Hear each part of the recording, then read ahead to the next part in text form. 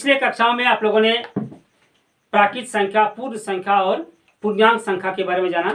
प्राकृत संख्या गिनती की संख्या होती है और वो 1 से प्रारंभ होता है, अर्थात 1 2 3 4 5 6 7 8 9 10 वो अनंत तक चलता है। उसी प्रकार पूर्ण संख्या प्राकृत संख्या से अगर शून्य जोड़ दिया जाए, यानी प्राकृत संख्या के पहले शून्य जोड़ दिया जाए तो वह पूर्ण संख्या में परिवर्तित हो जाती है, अर्थात 0 1 2 3 4 5 6 7 8 9 10 वो भी अनंत तक चलता है। और पूर्णांक संख्या अगर पूर्ण संख्या के साथ ऋणात्मक संख्या जोड़ दिया जाए तो वह पूर्णांक संख्या में परिवर्तित हो जाती है, अर्थात पूर्णांक संख्या बराबर ऋणात्मक संख्या, शून्य और धनात्मक संख्याओं का समावेश है। और बच्चों आज हम लोग अध्ययन करने वाले हैं परिमेय संख्याओं के बारे में। तो बच्चों सबसे पहले हम लोग देखेंगे परिमेय संख्या क्या होती है।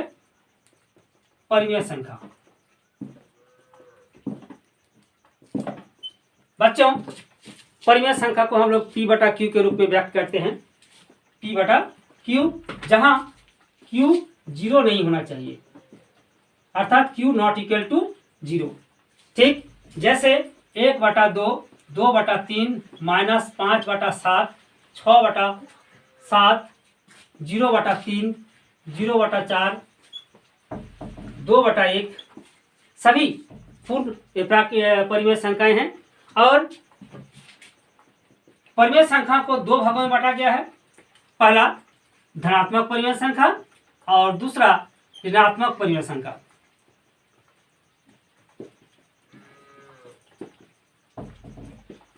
पहले हम लोग देखेंगे धनात्मक परिमेय संख्या पर। तो धनात्मक परिमेय संख्या वो होती है जिसके अंश और हर दोनों समान चिन्ह के होते हैं, अर्थात अगर अंश माइनस है तो हर भी माइनस रहेगा और अंश प्लस है तो हर भी प्लस होगा। अतः कह सकते हैं कि -3/4, -4, -5/-7, 1/4, 7/9। यहाँ आप देख सकते हैं, यहाँ दोनों आप समान चिन्ह के हैं, यहाँ भी दोनों समान चिन्ह के हैं और यहाँ भी दोनों समान चिन्ह के हैं और यहाँ भी दोनों। इसी तरह जो परिमेय संख्याएं समान चिन्ह के होंगे उसको हम लोग धनात्मक परिमेय संख्या कहेंगे। ऋणात्मक परिमेय संख्या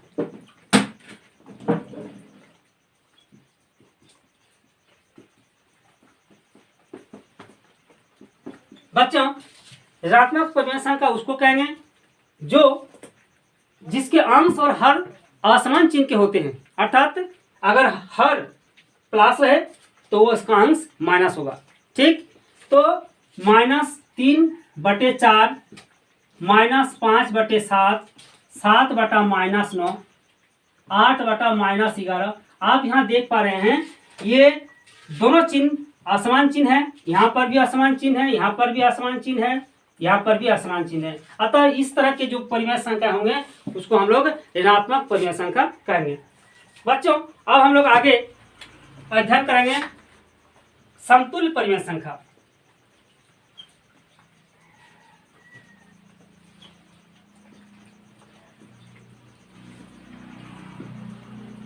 समतुल्य परिमेय संख्या बच्चों समतुल्य परिमेय संख्या उस परिमेय संख्या को कहेंगे जिसके अंश और हर को अगर समान संख्या से गुणा या भाग देने पर प्राप्त होता है, अर्थात उस परिमेय संख्या को हम लोग समतुल्य परिमेय संख्या कह सकते हैं जिसको समान संख्या से यानी हर और अंश को समान संख्या से भाग देने या गुणा करने से प्राप्त होता है, बशर्ते वो शून्य ना हो। अर्थात शून्य को छोड़कर आप किसी भी समान संख्या से अंश और हर को गुणा कर सकते हैं या भाग कर सकते हैं। तो जो परिमेय संख्या प्राप्त होगी उसको हम लोग समतुल्य परिमेय संख्या कहेंगे। जैसे यहाँ पर आप देख पा रहे हैं -3/5 है। अब -3/5 और यहाँ पर 9/15 है, तो क्या -3/5 और -9/15 समतुल्य परिमेय संख्या है या नहीं? चलिए हम लोग इस पर विचार करते हैं और देखते हैं कि क्या है या नहीं।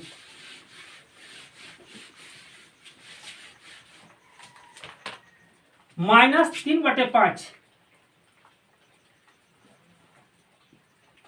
अब -3/5 को किस संख्या से गुणा करेंगे कि -9/15 होगा, या होता है या नहीं होता है आप पहले चेक कर लीजिए।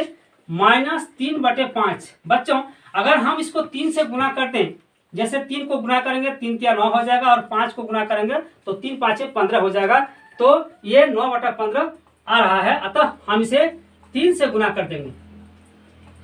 अंश और हर दोनों को 3 से गुना कर रहे हैं, अतः -9/15। अब हम लोग कह सकते हैं कि -3/15 5 और -9/15 समतुल्य भिन्न है। फिर इसको आप उल्टा तरीके से कर सकते हैं, -9/15 बराबर, अब इसको किस संख्या से भाग करेंगे कि -3/5 आ जाए। तो बच्चों -9/15 है, इसको हम अगर 3 से भाग कर देंगे तो बच्चों क्या हो जाएगा, यहाँ 9 को 3 से भाग देंगे तो 3 होगा, और 15 को 3 से भाग देंगे तो 5 होगा, और यहाँ माइनस चिन्ह है इसलिए हम माइनस देंगे। अतः -9/15 का समतुल्य भिन्न कितना है, -3/5 है। अतः हम कह सकते हैं कि किसी संख्या परिमेय संख्या के अंश और हर को समान संख्या से गुणा करने या समान संख्या से भाग देने पर समतुल्य परिमेय संख्या प्राप्त होता है।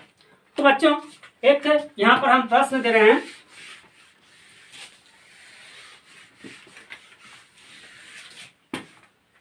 -3/4 का 3 समतुल्य भिन्न ज्ञात करें।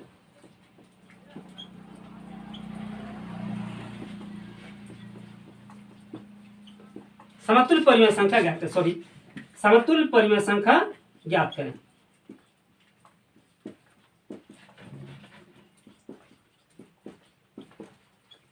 ठीक, तो हम क्या करेंगे, हम लोग सबसे पहले समान संख्या से अंश और हर को एक एक कर गुना करेंगे। तो -3/4 है बराबर, फिर दीजिए -3/4, इसको समान संख्या से गुना करेंगे तो सबसे पहले हम लोग 2 से गुना कर देते हैं। अतः 2 से हम लोग ऊपर नीचे यानी अंश और हर को 2 से गुना कर दिए हैं, तो कितना हो जाएगा -6/8। फिर हम लोग क्या करेंगे, -3/4 है, फिर इसको 3 से गुना कर देंगे, -3/4 गुना 3 यानी अंश को और हर दोनों को 3 से गुना कर दिए हैं, अतः 3 तिया 9, लेकिन माइनस है अतः -9/12। फिर -3/4 है, फिर गुना करेंगे 4 से गुना कर देंगे, -3/4 गुना अंश को 4 से फिर हर को 4 से बराबर कितना हो जाएगा -12/16। इस तरह 3/4 का देखिए 3 समतुल्य परिमेय संख्या प्राप्त हुआ। पहला -6/8, दूसरा -9/12 और तीसरा -12/16। अतः हम लोग कह सकते हैं, अतः -3/4 का 3 समतुल्य भिन्न बराबर कितना हुआ, -6/8, -9/12, -12/16। यही आपका उत्तर है। ठीक है बच्चों, अब हम लोग आगे बढ़ते हैं परिमेय संख्याओं का मानक रूप। नंबर 4, परिमेय संख्याओं का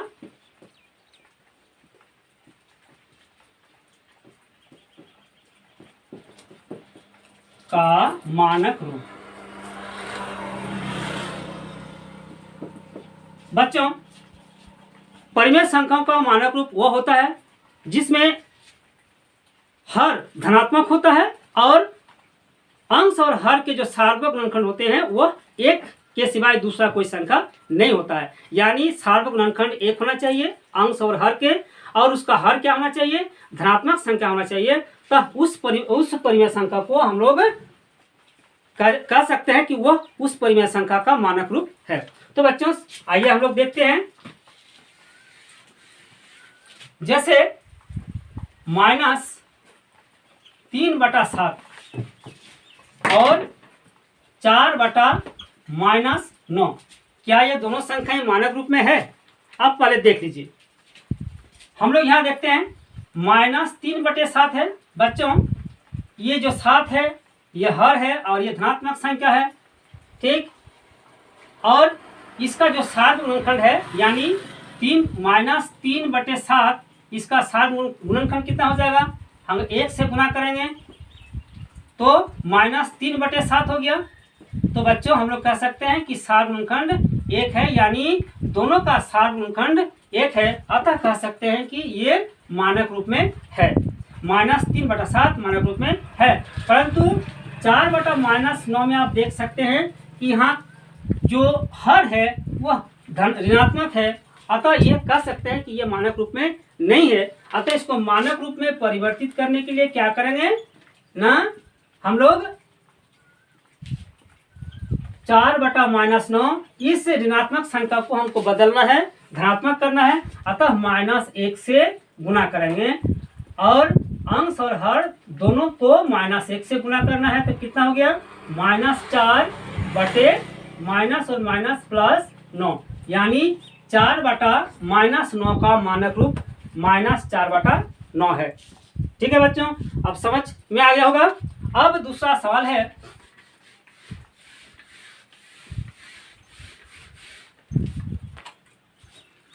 -20/24 का मानक रूप लिखें। तो बच्चों आप यहाँ देख रहे हैं -20/24 है और इसका हर क्या है, प्लस संख्या है यानी धनात्मक है। अतः हमको चिन्ह परिवर्तन करने की आवश्यकता नहीं है। सबसे पहले आप क्या करेंगे, हम लोग 20 और 24 का लॉसो निकालेंगे, मौसो निकालेंगे, यानी महत्तम समापवर्तक का मौसो बराबर कितना हो गया, 4। ठीक है बच्चों, इसका मौसो 4 हो गया और इस मौसो से दोनों यानी 20 और 4 ये जो अंश है और हर है दोनों को 4 से भाग देंगे। तो -20/24 बराबर कितना हो गया, -20/24। अब इसको भाग देंगे किससे, 4 से, और इसको भी देंगे 4 से। तो कितना हो गया, 4 से भाग देने पर -5 हो गया और यहाँ पर कितना हो गया, 6, यानी -20/24 का मानक रूप 5/6 है। ठीक, दूसरा सवाल है,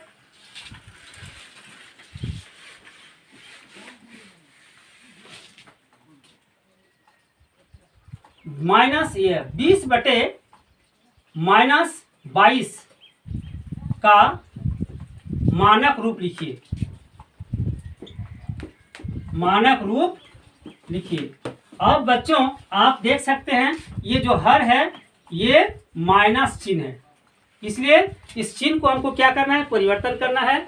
तो सबसे पहले इस चिन्ह को परिवर्तन कर लेंगे। अतः -20/-22 बराबर क्या करेंगे, 20/-22 गुना, इसको -1 से गुना कर देंगे तो क्या हो जाएगा, ये जो हर है वह प्लस हो जाएगा। क्या हो गया, 20/-22 ऊपर में -1 से गुना किए हैं और नीचे भी -1 से गुना किए हैं। अतः कितना हो गया, -20/22।